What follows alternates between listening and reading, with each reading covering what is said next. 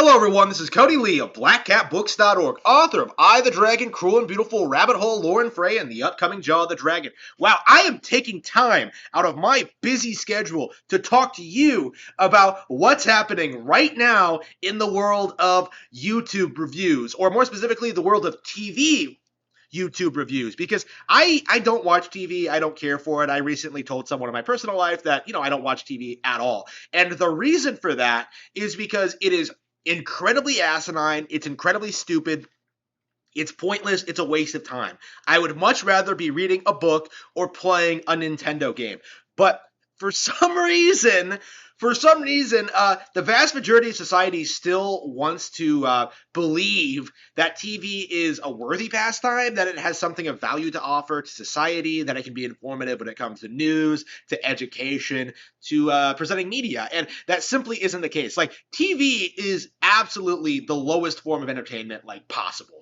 Whether it's watching comedy or watching sports, or watching people talk about TV shows, it is the lowest of the low. It is incredibly low IQ, and I don't respect it at all. And that, it really needs to be said, going into this, going into how The Last of Us Season 1 has been received. This show clearly has a lot of glaring problems, right? It has padding problems, way too much filler. A lot of sequences don't make any sense. There isn't a lot of presence of the zombies.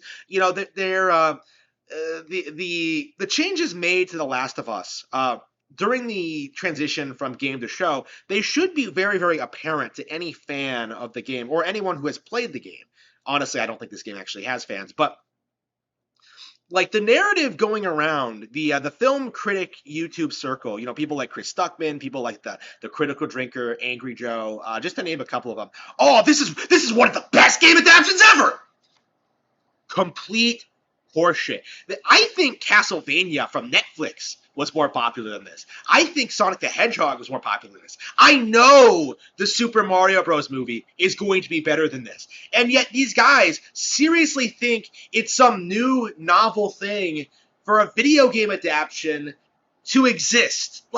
It's 2023. Okay, it's the current year. It's not some new novel thing anymore, right? Video games are prevalent enough in society where people can reasonably follow along with a plot that was introduced in a video game, right? People are familiar with video game characters. They are familiar with video game concepts. They are familiar with video game formula. It is not novel or unique to have a film based on a video game. But the thing is, especially in the case of groups like PKA, plenty of people actually outright say this. A lot of these people who are calling this one of the best video game adaptations of all time have never actually played the video game. I can't begin to tell you just how many times this guy, some guy on YouTube tries to tell me, oh, I never played the original game, but now that I've seen the show, I really want to. It really feels like these are paid shills trying to promote you, sell you on this complete garbage, right? I have a very hard time believing that anyone would watch the show and come away thinking it was a particularly well-made, interesting zombie drama, when I played the original game and know that it isn't that. Right? I'm one of those people who've been calling out The Last of Us since the release of the very first game. All of you plebs who jumped on the bandwagon for The Last of Us Part 2, I've been talking about this since the first game. I've been talking about the boring gameplay. I've been talking about the hackneyed plots. I've been talking about how the relationship between Joel and Ellie isn't all that authentic. I've been talking about how the ending wants you to think one thing, but the implication means another. It's not a moral, it wants you to think it's some intense, morally gray personal drama, but in reality, it's just, I don't want to compare it to something like The Room, but it's the same kind of thing, right? It's a project made by someone who desperately wants to be taken seriously. But the game itself has no value, right? It has no artistic merit. It has no ability to stand on its own. And the fact that so many critics have to lean back on this concept that we didn't expect this much from a video game adaptation, it just shows how the show itself, in and of itself, has no real value. It has no ability to compete or keep itself relevant or really really keep an audience's attention. Other than like the obsessive culture that exists like primarily to prop up PlayStation products, I don't think that The Last of Us has any real fans at all. When you get right down to it, like what exactly do people like about the game? What exactly do people like about the story? It feels like everyone is just repeating the same things that everyone else has already said. And like it just feels hollow. It feels shallow. It feels inauthentic. It feels like people are just consuming the newest product and then moving on to the latest project. It's interesting to me to see how like the same people who've spent like the past couple of seasons of like Star Trek Picard like criticizing it and calling it like the worst Star Trek ever have like suddenly flipped and are starting praising season 3 as being like legitimately good. Like why did you not just drop the show? Right? Like, just admit to yourselves that, like, Star Trek as a property was never good and move on with your lives, right? Like, do something else, And these people will never do that. They will just continue consuming this goy slop product over and over and over again to just so they like can find meaning in their lives, right? That they have such empty, meaningless lives that all they really do is sit around, watch TV and then like get excited for the next TV project, like regardless of whether or not it's actually going to be good. Like that is the thing. We are legit going to see, I think, like a year from now, nobody's going to be talking about The Last of Us HBO at all. There's going to be like a little bit of controversy regarding like the Super Mario Bros. Movie and like how that movie is going to like clearly do better than The Last of Us, and like fanboys aren't going to like that at all. But right now we're kind of in this position where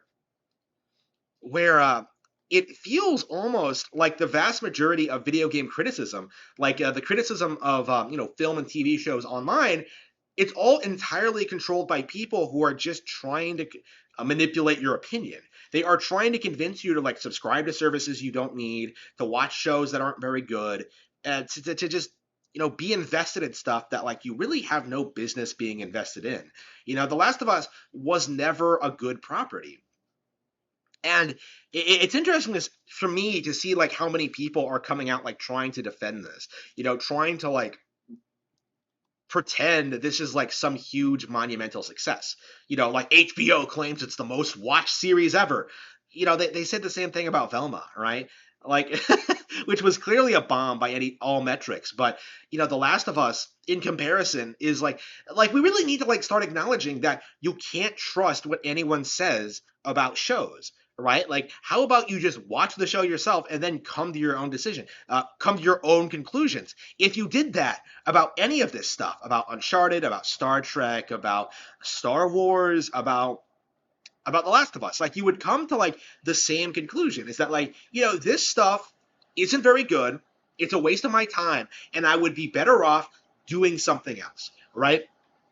That is my feelings on The Last of Us. Like despite what Angry Joe wants you to believe, this show isn't particularly interesting. It's not fun. It's not insightful. It thinks it has something important to say about society. Like it thinks it's way more important than it is. And it's not. That's the thing. That's the thing I'm really starting to realize. The thing I'm really starting to turn on about media in general is that like none of these things, none of these properties have anything significant or anything significant to say about society, right? They have nothing significant to say about people. They have nothing like to add when it comes to like new storytelling elements or like innovations or doing something new or fresh or like depicting a unique situation with unique interesting characters. Like all they want to do is like be praised for how great they are, right? That is the current state of modern TV and film, right? That is the current state of like celebrity culture. Like these people are talentless, they're frauds, they have nothing, they have created nothing their entire careers, and yet we're expected to believe that these guys are on the top of their field, the pinnacle of their craft, the best there ever was, or the best there ever have been until like the next thing comes out. That's Neil Druckmann. Okay, Neil Druckmann did not get where he is through skill, hard work, talent, or having a really cool idea that he just needed to showcase the world, that he worked to make a reality, right? Neil Druckmann is a nepotistic fraud who is trying to push his worldview onto society.